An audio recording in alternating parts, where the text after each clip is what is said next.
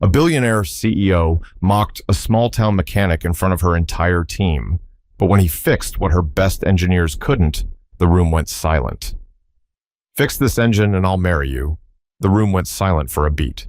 Not because of the words themselves, but because of who said them.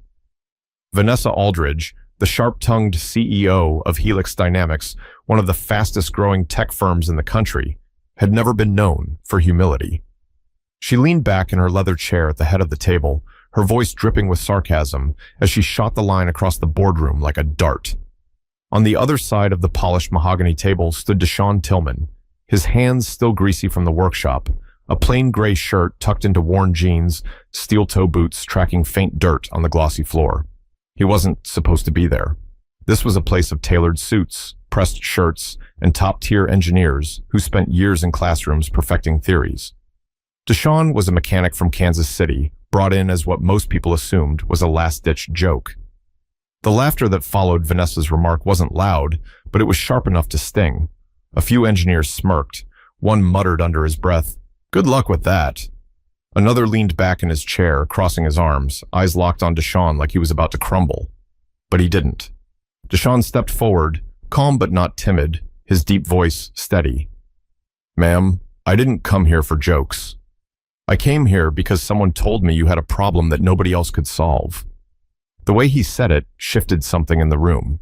For the first time, a couple of the younger engineers lifted their eyes from their notepads. Vanessa tilted her head, lips curling into a smirk, testing him. "You mean to tell me," she said slowly, "that after 4 weeks of my best engineers working day and night, you're going to just stroll in here from a garage on the south side and fix what they couldn't?" Deshaun didn't flinch. "That's what I'm saying." The boardroom's glass walls overlooked the heart of Dallas, sunlight cutting in at an angle that seemed almost theatrical, spotlighting the tension. Behind Deshaun, the prototype engine sat mounted on a rolling platform, wires and panels exposed, the supposed crown jewel of Helix Dynamics' next-generation technology. It was supposed to change the game. More efficient, more powerful, the kind of design that could push the company into history books. But it hadn't worked, not once. Every time they tried to start it, it stalled, sputtered, or broke down completely. Vanessa's voice cut the silence again. "All right then, Mr. Tillman, show us." Her words carried that tone people use when they're convinced they already know the ending. Around the table, engineers leaned back, whispering, waiting to see a man humiliate himself. But Deshaun walked straight to the prototype, pulling a small toolkit from the bag he'd carried in, his movements deliberate and measured. One of the senior engineers, a tall man with wire-rimmed glasses, muttered just loud enough for the others to hear, "This is ridiculous." He doesn't even know the specs. But instead of snapping back, Deshaun looked up at him and said, "Engines all talk the same language, sir. Some just whisper in ways you haven't learned to listen to yet." That made the room pause. His words carried weight, not arrogance. For the first time, Vanessa felt something she hadn't planned on: curiosity. But curiosity has a way of turning into something else when pride is on the line. Vanessa Aldridge didn't start at the top. People loved to assume she had, but that wasn't the truth. She grew up in Mesa, Arizona, the daughter of a high school math teacher and a mother who worked night shifts at a hospital. Money was always tight. She didn't have the luxury of ballet classes or weekend trips. Her world was fluorescent lit kitchens, overdue bills, and the hum of her mom's old car struggling to start each morning. What set her apart wasn't privilege, it was hunger. Vanessa had a drive in her bones that never let her sleep easy. She pushed her way into Arizona State University, studied engineering while juggling 2 jobs, and learned quickly that if she wanted to win, she had to be sharper, faster, and tougher than anyone around her. And she was. Her early career at Lockwood Tech in Phoenix proved it. She was the woman who didn't flinch in boardrooms filled with men twice her age. When her designs were dismissed, she stayed up until 3 a.m., perfecting them, only to present again the next morning without blinking. Promotions came fast. Respect came slower, but she forced it. By her mid-30s, she wasn't just climbing the ladder. She was kicking rungs off so no one else could use them. When the chance to lead Helix Dynamics came, she didn't hesitate. The company had bold ambitions, renewable energy engines, efficient power systems, and they needed someone relentless. Vanessa fit that role perfectly, but success carved her edges sharper, By the time she was 42, she'd built a reputation that followed her everywhere. Investors loved her because she delivered. Competitors hated her because she didn't flinch. Employees feared her because she was quick with words that cut deeper than she realized. To Vanessa, it wasn't cruelty. It was efficiency. She didn't have time to coddle feelings. You either performed or you got out of her way. That's what made her so dismissive when the idea of calling in a mechanic was first suggested. To her, Helix engineers had the best degrees, the best training, the smartest minds. If they couldn't fix the prototype, what chance did someone from a garage in Kansas City have? When her assistant told her about Deshaun Tillman, she nearly laughed out loud, yet something about her ego wouldn't let her just decline. She saw the entire situation as a way to reinforce her dominance. If she let the mechanic in, let him fail in front of her engineers, it would only underline her point. Not everyone is qualified to sit at her table.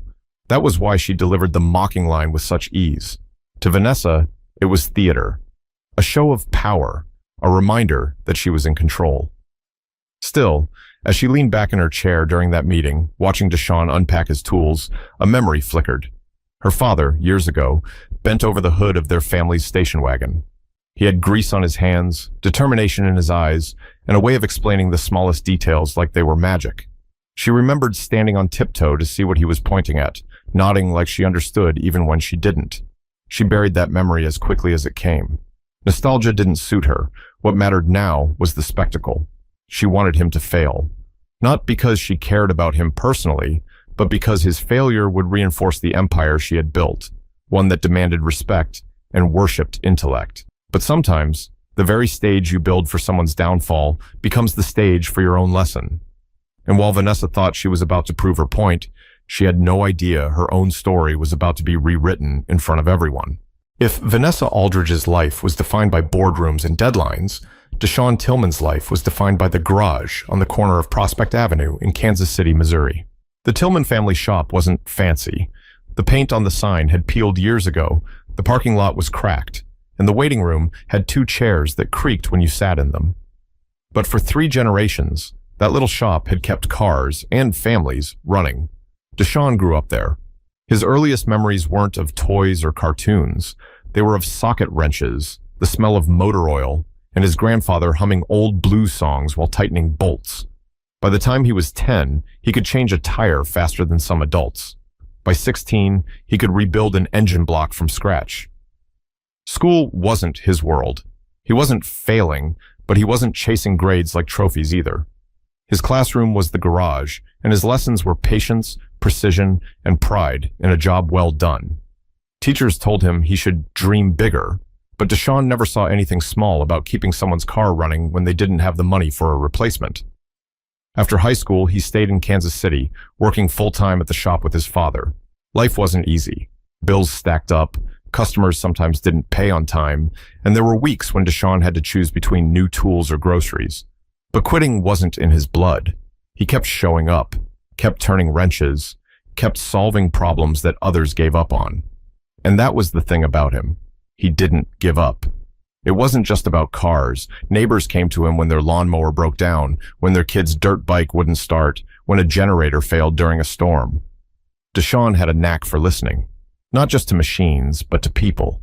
He didn't laugh when someone tried to describe a sound with "it goes clunk, clunk."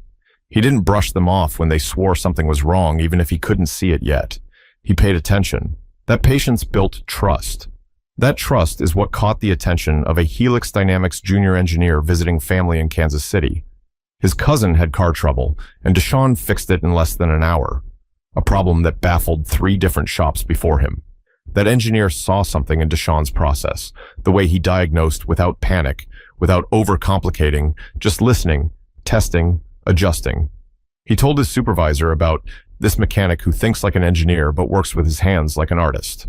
Deshaun didn't expect a call. When Helix's assistant reached out, asking if he'd be willing to look at their prototype engine, his first reaction was disbelief. Why would a tech giant care about a guy with grease under his nails and no degree on the wall? But the voice on the other end sounded serious, almost desperate. Against his instincts, he agreed. The trip to Dallas wasn't glamorous. He drove overnight in his pickup truck, toolbox rattling in the back, sleeping at rest stops to save money. By the time he arrived at Helix headquarters, his shirt was wrinkled, his boots were dusty, but his mind was sharp. Walking into that sleek skyscraper, with glass doors that opened without a sound and marble floors polished like mirrors, Deshaun felt the weight of the difference between his world and theirs.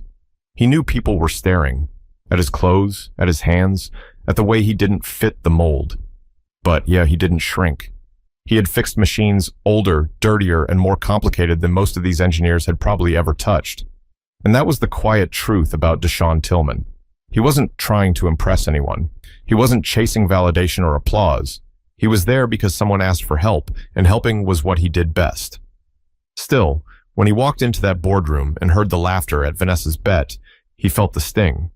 Not because he doubted himself, but because he'd seen that same laughter before. Teachers who didn't think he'd make it, customers who doubted his ability until they saw the engine roar to life, people who thought a degree made them smarter than experience. This wasn't new. It was just another test. And tests didn't scare Deshaun. They sharpened him. The prototype sat in the center of the room, looking more like a puzzle ripped apart than a breakthrough waiting to happen. Wires dangled like loose threads, bolts scattered on the rolling table, and a faint burn mark stretched across one of the panels from a failed test. Vanessa Aldridge stood with her arms folded, her tone clipped. "Mr. Tillman, I'll be honest. You're here because my assistant swears you have some unique approach. But let's get one thing straight. This engine represents 4 years of development, hundreds of millions of dollars, the brightest minds in this field, and none of them could get it to work. So forgive me if I don't put my faith in a guy who changes spark plugs for a living." A couple of engineers chuckled under their breath. Deshaun didn't look up from the engine. He ran his fingers along the wiring, tilting his head slightly, as if the machine were whispering something only he could hear. His calmness was almost unsettling in a room so charged with tension.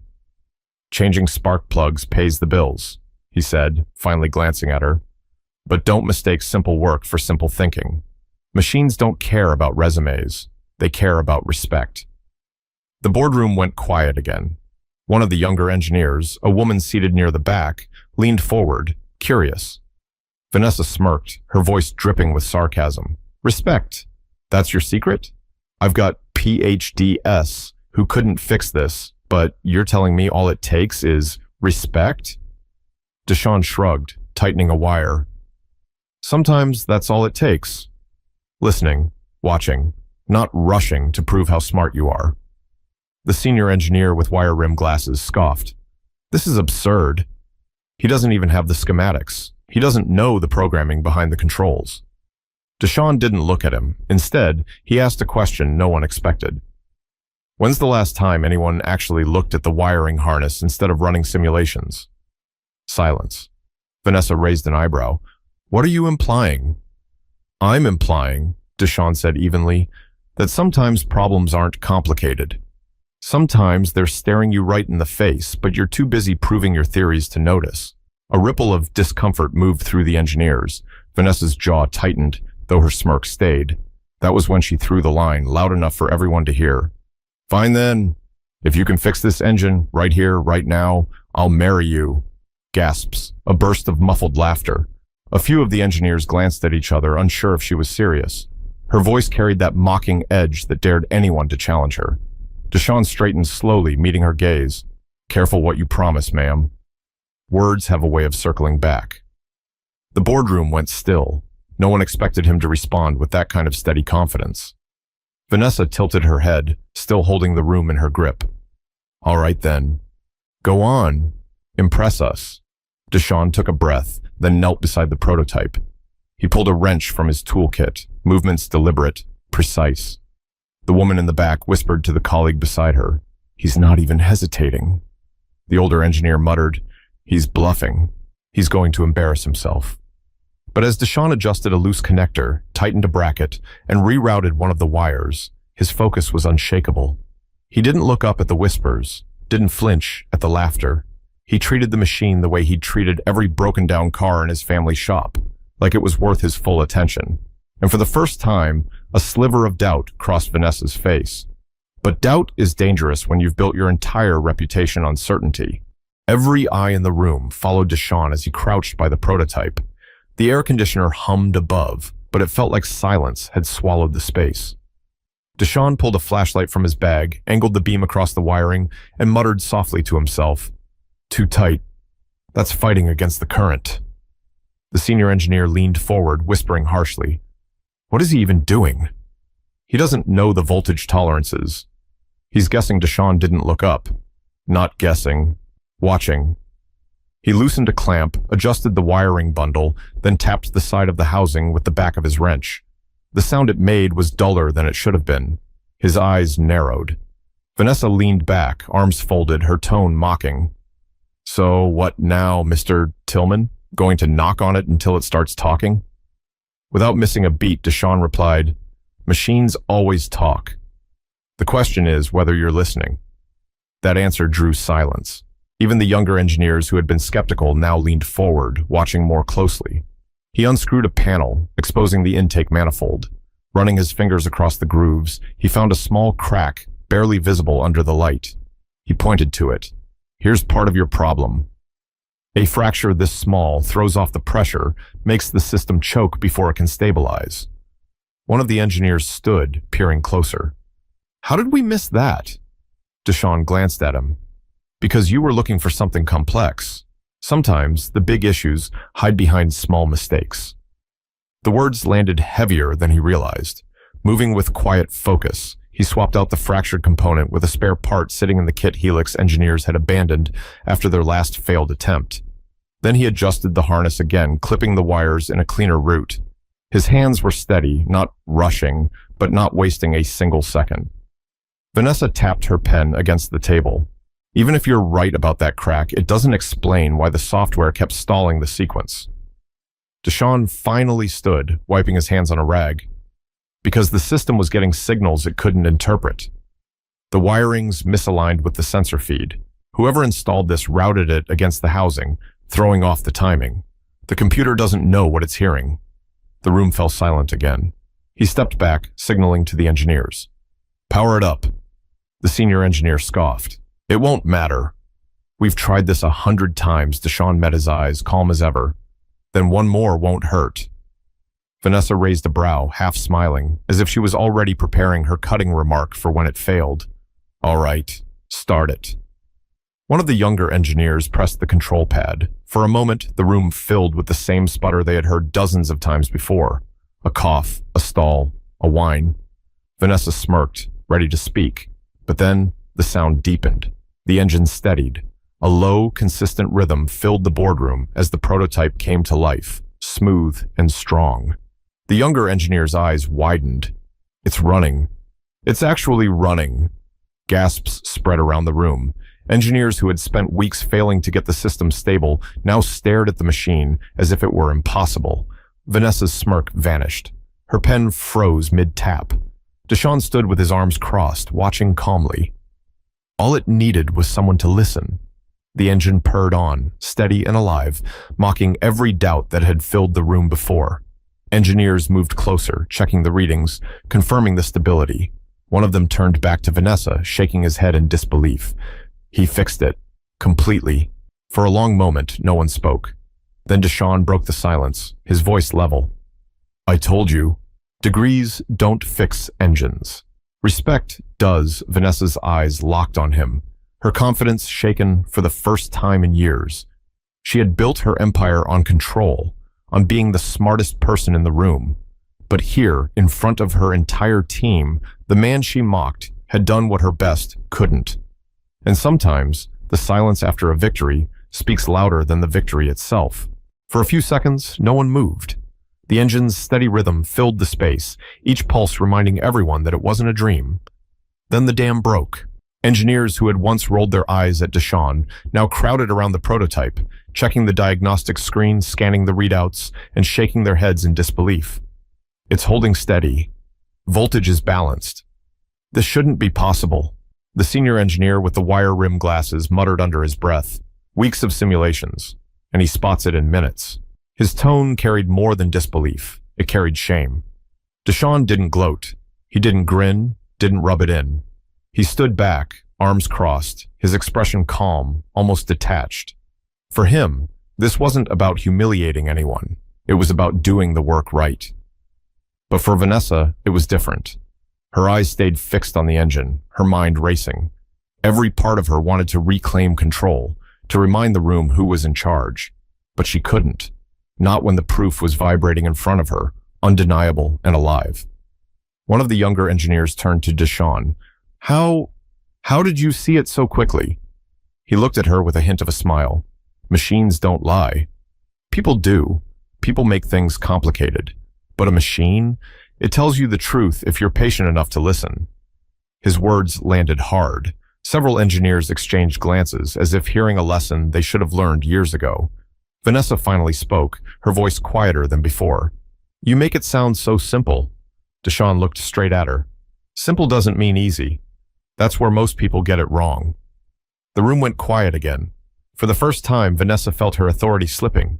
Not because anyone disrespected her, but because respect was being redirected toward a man she had written off before he even touched the machine. Her stomach tightened. She hated the feeling, but deep down, something else stirred. A memory of all the times she had been dismissed, underestimated, laughed at. The hunger that had driven her to prove everyone wrong. Now she was on the other side of that. The irony wasn't lost on her. The senior engineer cleared his throat, trying to shift the focus back. Well, clearly this is valuable input. Perhaps Mr. Tillman could consult with us moving forward. But the words sounded hollow. Everyone in the room knew this wasn't just valuable input. It was a revelation. Deshawn nodded once, not pressing the moment. I'll help where I can. But let's get one thing clear. This wasn't luck. It was paying attention. You'd be surprised how much you can solve when you put pride aside long enough to listen. A few heads lowered. Engineers scribbled notes, as if trying to capture wisdom they couldn't find in textbooks. Vanessa's throat felt dry. She wanted to snap back, to remind everyone she was still the CEO, still the one signing checks, still the reason they even had jobs. But the words caught in her mouth, because deep down she knew what had just happened wasn't about hierarchy. It was about truth. And truth is hard to fight when it stares you in the face. But truths have a way of demanding more than acknowledgement. They demand change.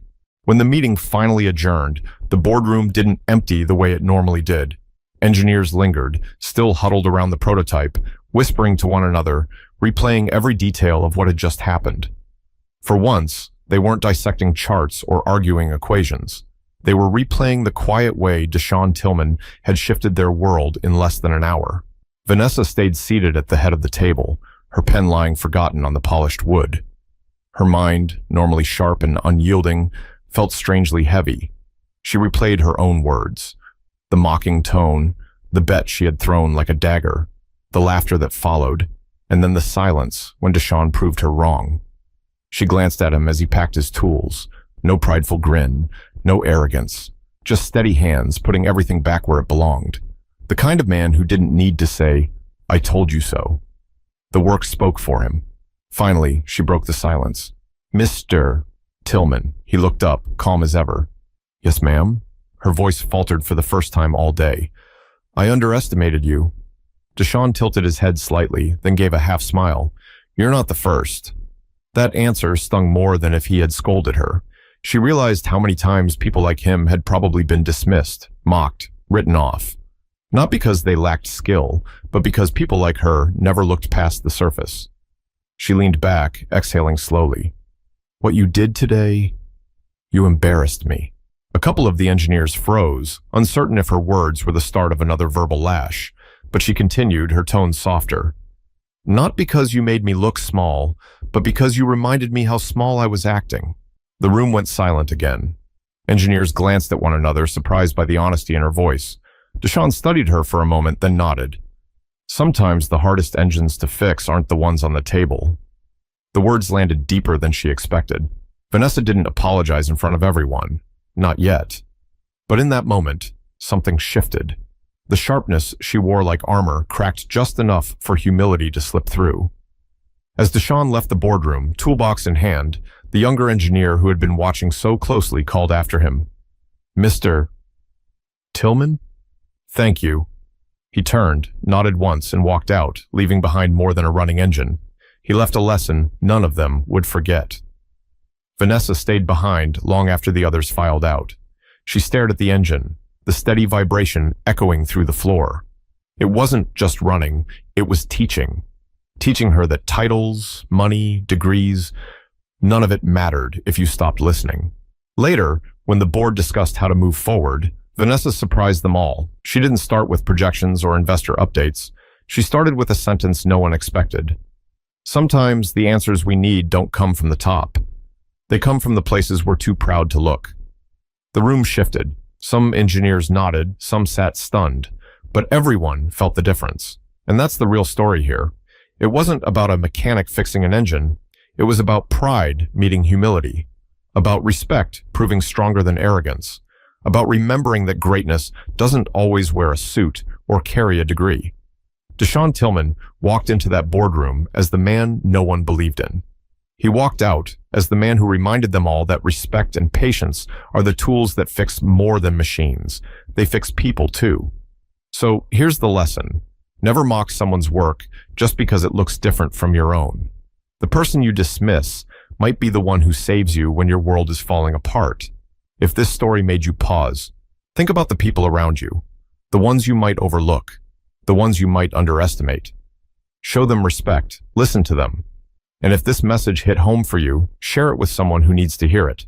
Because sometimes the smallest shift in perspective can change everything.